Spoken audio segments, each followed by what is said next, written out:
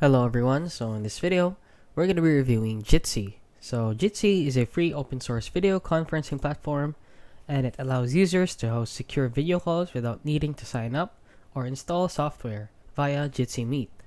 It supports screen sharing, chat, recording, and integration with tools like Slack and Google Calendar. So it's basically like a webinar, Google Meet, and a Discord all in one. Now let's head on over to the reviews on Trustpilot.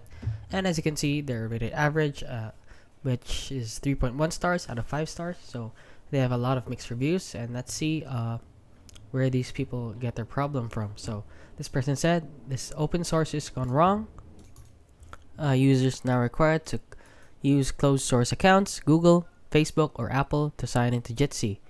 Only 2 stars because self-hosting is torturous for most end users. If you're tech competent, 5 stars. So this person just rated this 2 stars because he's not tech competent. So for older people, this might be a hassle, but for younger people, this is very easy. So this person said it is recommended an open source free alternative to Zoom. Blah blah blah.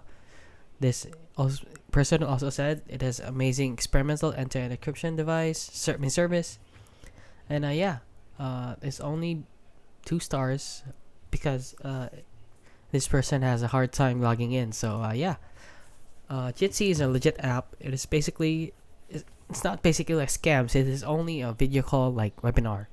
So if you can set it up easily yourself, then it is really easy to use. So Jitsi is legit. So if you found this video helpful, please consider liking and subscribing.